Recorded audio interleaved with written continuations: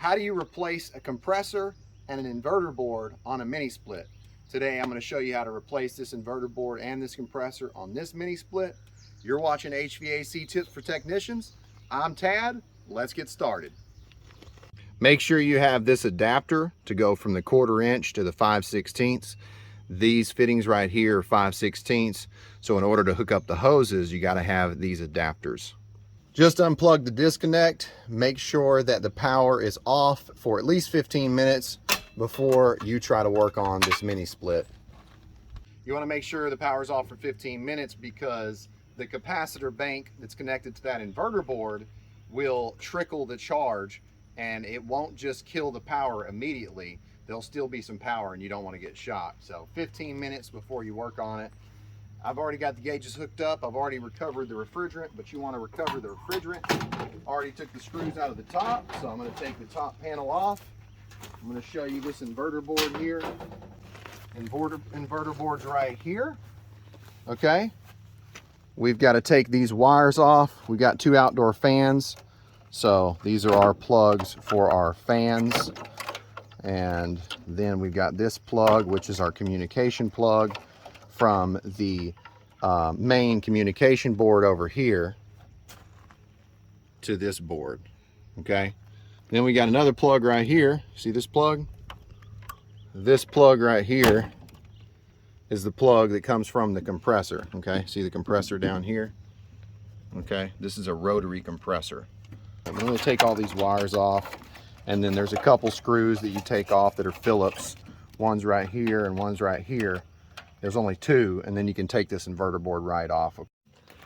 So this is the communication PCB with the EEPROM that stores the data. We got the EMI board. We got a brown and a blue wire, and that's the power that goes to the inverter board. You see that right there? So we got to take these 2 Phillips screws off to get these wires loose so the inverter board can come out of there. And then we've got 2 white wires and 2 black wires. You see that? That comes from this reactor, okay? And that reactor is there to help protect the board, okay? So smooths out that voltage, that current. Now I'm gonna go ahead and take the inverter board loose, and then we'll take that compressor out. Here is my other compressor. Looks like it's been sitting in a shop somewhere, but that's the rotary compressor. And then here's our new inverter board. There's the capacitor bank I was talking about. We got some microprocessors right here on the back, and it comes with some thermal paste so that I can put that thermal paste on there before we install this board. Got my vacuum pump, got my tool bag, my nitrogen, my low flow regulator so I can braze with the nitrogen. And then today I'm using the oxyacetylene, and then I've got my 410A. All right. I'm gonna get to work. Man, these are tight. All right. Make sure you keep those. There's one power wire loose. Oh, I'll have to get that one in a second. All right, now that's the power to that board. Now I've got some needle nose. I'm gonna take these 4 wires off that come from, well, that go to the reactor and then back to the board. Okay, so once you get wires off the inverter board, you got 2 screws. Okay, one here and one here.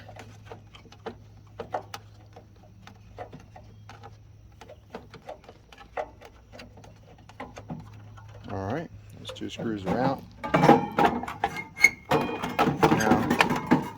this inverter board will come right out. And there's our inverter board. Now, if you take a look,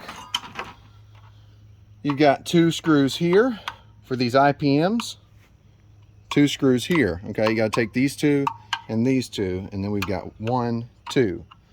So I'm going to take these out real quick and go ahead and get my new inverter board ready. Make sure you do not lose any of these screws. And what's super important about tightening down these screws for the IPM, the little intelligent power module, is you don't want to over tighten it because you do not want to crack this board, okay? So don't lose the screws, don't over tighten them. Pretty simple, right? And don't forget your thermal paste. Oh, and don't strip the screws out.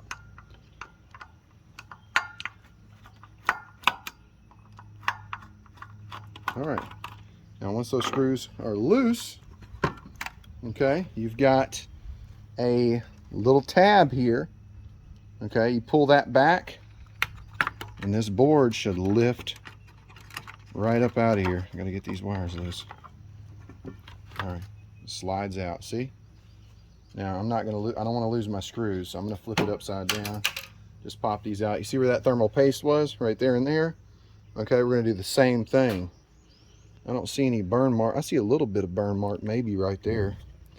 All right, old inverter board out, new inverter board in. But before we do that, I want to put some thermal paste, so we're going to do that now.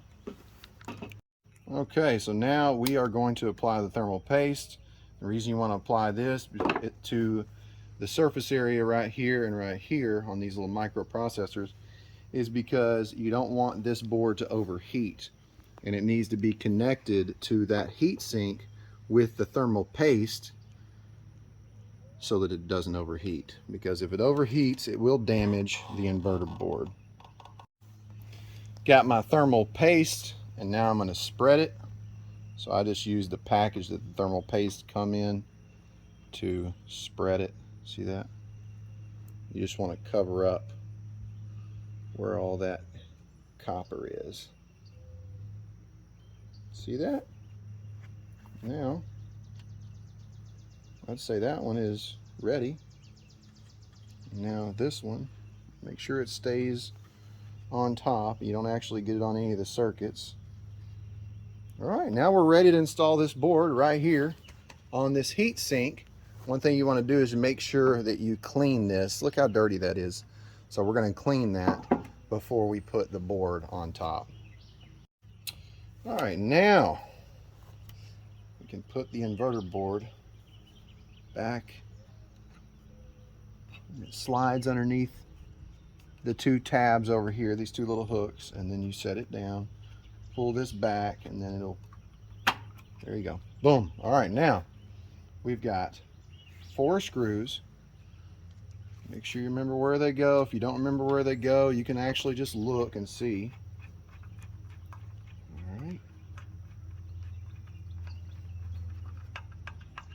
Barely tighten them down, and then just snug. I'd say a quarter turn past, you know, hand tight. Maybe a half a turn. See, whoop, that's enough. That's enough. Now these two. Oh. Go ahead and get this other one in. I didn't drop them. I didn't lose them. I'm very proud of myself. All right, and then these two itty bitty screws to hold the actual board in. And then once I get this ready to get installed, then I'll start on the compressor.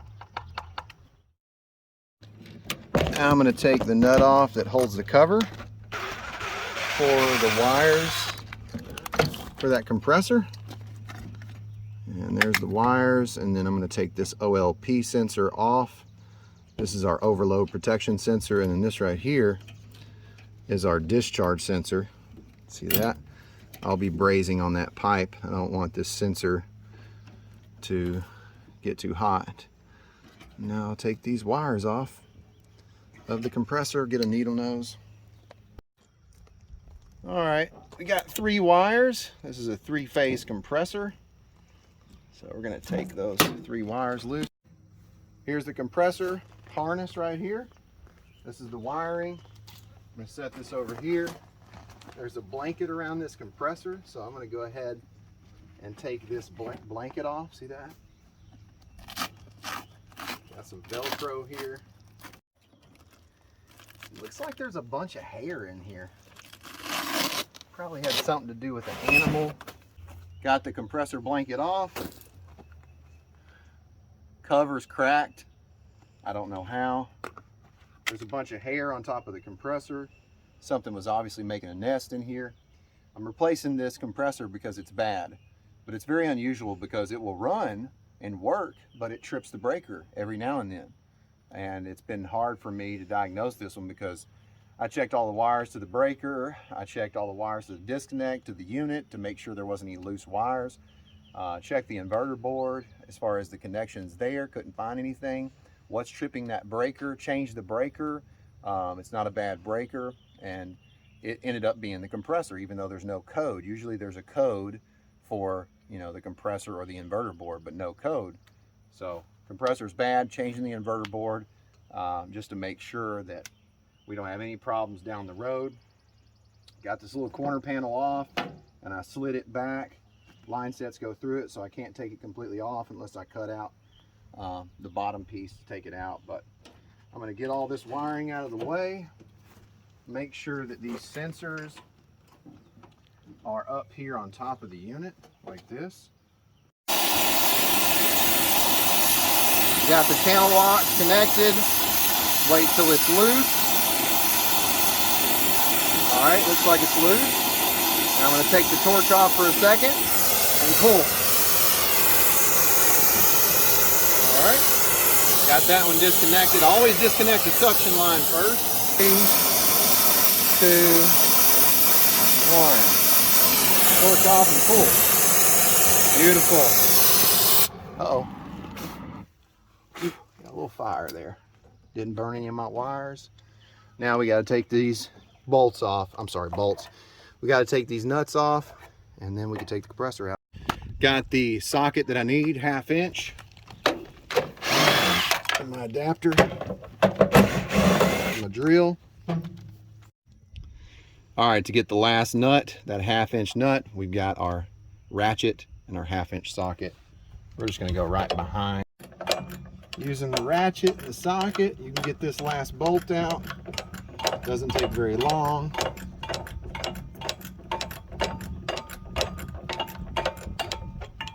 Let's see if I can turn it on my hand. Oh yeah, got it. All right, let's take the compressor out. All right.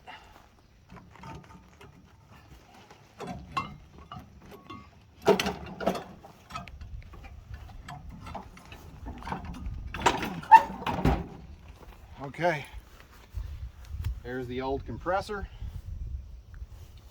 Now you can see the rubber feeder on there.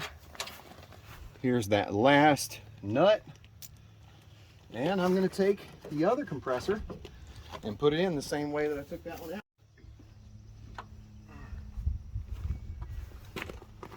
Now,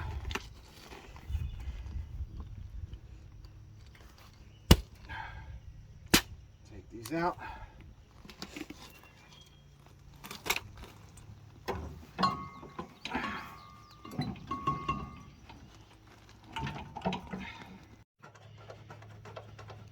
Putting all these nuts back on. And yes, always put the back one back on too, even though it's tough. But put it on with your hand first. Get as tight as you can, and then use your ratchet. Okay? Oh, by the way, turn it the other way. That way it tightens. So this little suction pipe right here, you don't want to just try to push it in there. What I do is I push it down past the connection like this. Okay, and then I lift it back up. See how it naturally goes down now? Then I lift it back up a little bit and slide it in there. Why do you do that? Because when you start brazing, it's naturally going to push itself down inside of the suction connection. So just a little tip there. All right, now let's braze it in. So while I braze, I'm going to be flowing nitrogen because I don't want to create oxide. EEV valves are really small, so you get oxide in there, you're going to end up ruining something or having a problem later on down the road. If you don't know how to braze with nitrogen, I got a video on how to braze. I'll put it down below for you to learn. So I'm going to take this adjustment screw, run it all the way out. Now open it up. Now it in slowly. I'm only going to be doing about 2 or 3 psi.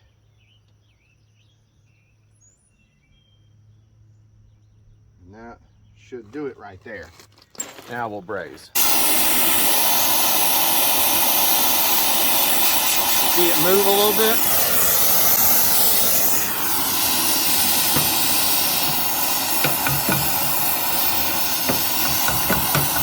There we go. Now, like butter.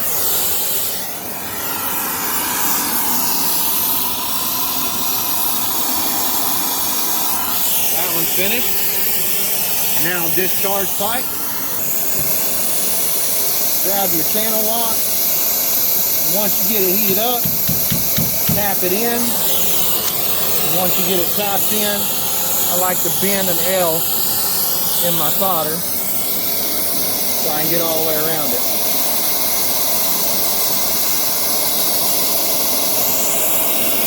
All right. We're going to set a little bit of it on fire, no problem. All right, and just like that, got the connections for the compressor brazed in. Now we're going to do our leak check, and we're going to fill it with nitrogen. So I'm going to take this low pressure regulator off. Turn this back off. Ooh. And then hook this up. Doesn't take very long to hook up this nitrogen and use the low flow regulator while you're brazing, so just take the extra time. This is a 40, so this is a super small tank to carry around. It's not heavy. All right, now we're going to add some pressure. Now we're going to add some pressure and check for leaks.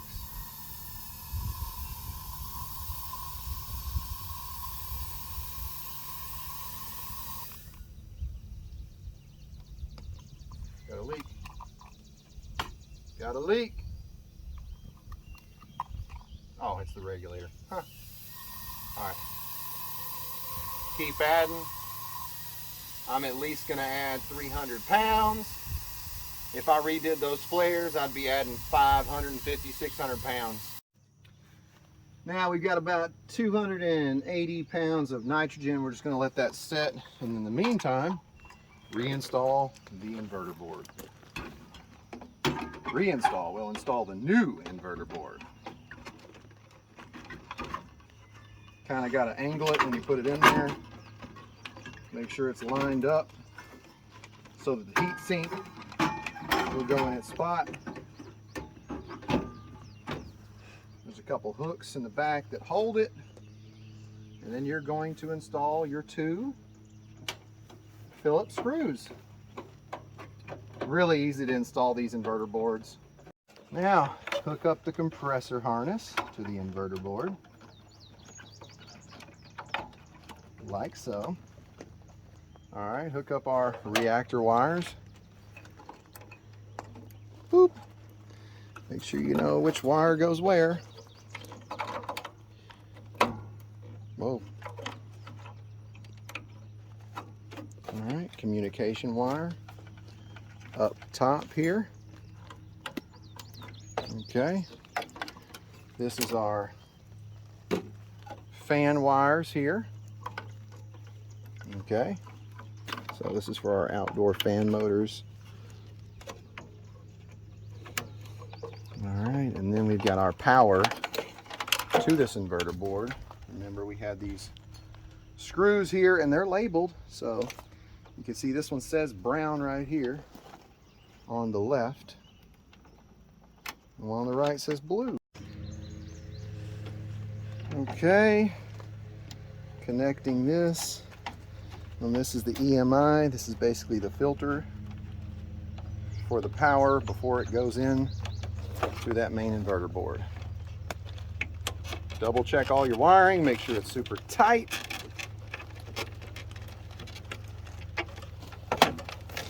Excellent.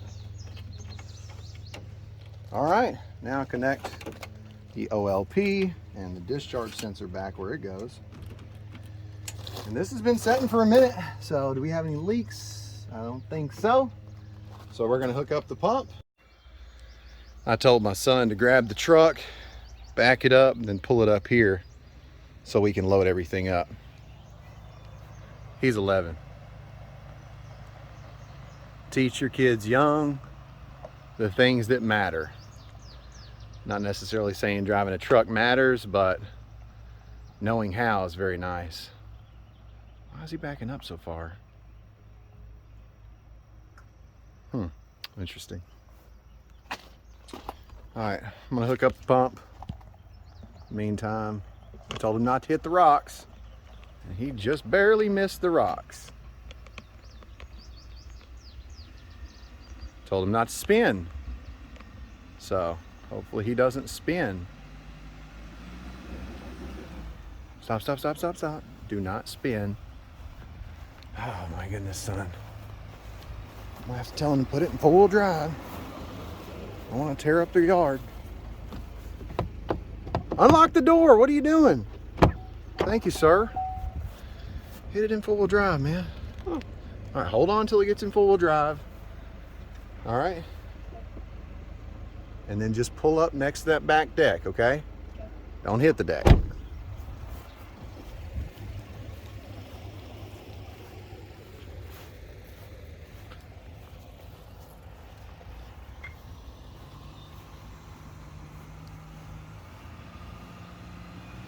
You got it in drive? Okay, that's better. A little closer over here, bud. A little closer. All right. Yeah, that'll do it. That'll do it. That's good. All right, good deal. Now I'm gonna get him to load everything up. Thank you, sir. Can you roll up the hose for the torches and go ahead and load that into the back of the truck? I'm going to hook up the vacuum pump. Go ahead and get the vacuum going. All right. Vacuum is going. Everything's opened up.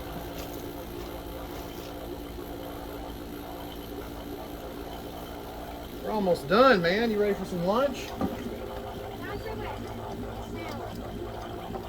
Country Western. I'm going to Country Western, huh? Okay.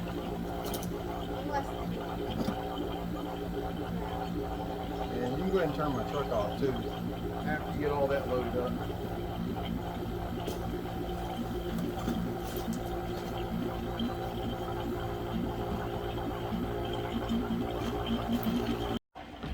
Got the pump going. Now I'm going to put it all back together. I just found the real problem. I didn't even have to change the compressor or the inverter board. I was putting the compressor blanket on and I found the problem. I'm going to show you what it was. So I just replaced this inverter board and this compressor for no reason. Now I got a couple extra parts for the customer, but it just wasted my time. So, well, I didn't waste my time. I found the problem. But I'm going to be fully transparent and show you. This is something that can happen in the field to you. You think it's one thing, but it's something else. But I searched twice for this, but I didn't find it until I took that compressor blanket and was putting it back on, and then I seen the wire. So let me show you. So I took this off, and you can see that little bitty spot in this wire right here was touching, and it was actually popping right here. So this was the problem. Now I'm going to take this wire and I'm going to redo this and get this out of here so we don't have this problem. Compressor changed, inverter board changed for no reason. Got a couple extra parts, and the customer has these new parts. It was under warranty, labor warranty as well. But man, I wish I'd have found that before I did all that. I'm not perfect. This video will show you that you can make a mistake. It doesn't matter how much experience you've got. If you're not thorough, you always can make a mistake. And I'm glad that I had the opportunity to show you this. And maybe you will take the time and you can find that short instead of replacing the compressor. I measured the windings of the compressor and they seemed off to me, and I thought, it's a bad compressor. And that was my verification. But come to find out, it was a wire touching the whole time. I'm going to be truthful to the customer, the homeowner. I'm going to tell them, hey, I did this. It was all under warranty. I'm going to keep the old parts just in case you need them. And that's that. Got the refrigerant tank set up. I'm going to look at how much charge this thing holds. We're going to factory charge this equipment, get it back up and running. Wire is fixed. It's no longer going to touch. And got the compressor blanket back on. OLP sensor and discharge sensor connected. Now what do we got here? We've got 98 ounces divided by 16. It is about a little over 6 pounds. So zero out the scales, bleed the hose, fill through the liquid line. All right.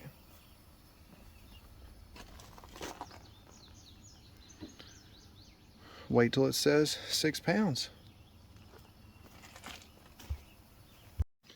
Mistakes like this are a reminder to slow down, be more thorough, because when you do make a mistake like this, you wasted a lot of time, you wasted some parts, and I could have been doing another call. This would have been a lot easier to take and cut that wire and splice it and make a proper splice and then be done, or run a whole new wire from the indoor to the outdoor. That would have been so much easier, because that was the power from the outdoor that feeds the indoor unit. This is a ducted air handler that I installed in this house. I did this one, it was new construction, and this is a foam insulated house. Jackson said he's glad that the sun's not out right now, because when the sun's out, you're sweating. And then when it goes behind the cloud, oh, it's nice. He's taking everything back to the truck for me. Glad to have him. Almost 6 pounds. 6 pounds, there we go. It's charged. Now we can plug in our disconnect. Go inside, turn the thermostat to cooling. He's my film guy. He holds the camera. So if you ever wondered who's filming me, it's mainly my son. I told him earlier, you know, he wasn't holding the camera right. I got on to him, son, what are you doing? What are you thinking? Where are you at? Where's your mind at? You know how kids can become distracted so easily. And I told him, I said, I'm hard on you, son, because I love you. And I want you to do a good job. And I'm hard on you because I care. And I care about you guys. And I want you to do the best job that you can. And that's why I'm going to be truthful with you. I'm going to be honest with you on every single video. If I make a mistake, it's going to be there for you. So if you're out there and you're mad at me because I made that mistake, fry me in the comments. Roast me. Give me all you can give me. We got a display. Let's go inside, turn it on cooling. You want to know where the ducted unit is? They built this over it, which it's nice that you can't see it. It's nice that it's covered up. They did a good job, but if you ever need to access it, uh-oh. Now they did leave this as an access to the control board, so you can open that and get to it on that side. But as far as changing a motor or coil, you're gonna have to take that box that's covering up around it off. There's our thermostat. Put it to about 70. What is it in here? 68? Oh, okay, we're gonna have to turn it down now. 65. Fan speed, auto. All right. See how the unit's kind of leaning? Looks like the pads dropped. I could take and put a couple pads under those feet right there on that side and level it up, but not really worried about it. Why? Because it's a heat pump. During the winter, the heating mode, during defrost, it will defrost the coil and that water will run down that pad and off away from the unit. So there's no ice buildup, you know, around the coil or around the bottom of the base pan. So just in case you were curious, it is definitely leaning, but that's okay. I'm just gonna leave it unless the homeowner says, I don't really like it, which I'm gonna ask him, but we're running. Oh, we got some condensation. See that? See that condensation? Well, it's hard to see with all these wires. Low side is 125 and high side is moving up. Looks like 150, 160, yeah. That needs to come up a little bit. Okay, it's running, awesome. It's back up and running, it's ramping up. The customer has nice cool air. Before the breaker was tripping, and you know why. And I had to learn the lesson that I have learned probably for the 100th time now, and I'm probably gonna learn it again in the future. We're gonna go back to the shop, we're gonna test the windings of that old compressor and check it out, and talk about the 3-phase rotary compressor and how it should read on the meter. Thank you guys for watching so far. Let's go back to the shop, check out that compressor. So now we're going to measure the windings of the old existing compressor that I took out of that mini split, this rotary 3-phase compressor. So you can see it says 3-phase, 58 Hertz, 410A, 204 to 265. And if we measure from here to here, here to here, any of these terminals to the other, any of these windings to the other, they should all read the exact same. Not like a single phase compressor where they should all add up. All right. Samsung. China. I'm going to close these off and straighten this one back out where I crushed it. And keep this. We're using the VENLAB VC600D. Link in the description for this meter. So what we're going to do is we're going to take the meter. We're going to put it to ohms, continuity. Okay. I'm going to set it right here, and then we're going to go from terminal number 1 to terminal number 2. What do we got? 0.4.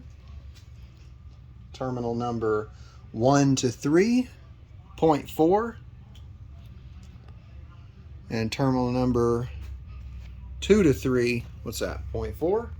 So that means all of these are reading the same. One of them was reading 0.6, and I thought, you know what? We got a bad compressor. That's what's causing it, but that's not the case, guys. Thanks for watching. Hope you learned something. If you did learn something, let me know in the comments what it was. If you have a question, put that question down in the comments, because questions can lead to content. Thank you so much for all your questions. If you don't have a question, let me know who you are and where you're from. You've been watching HVAC Tips for Technicians. I'm Tad, and I'll keep you cool if you let me.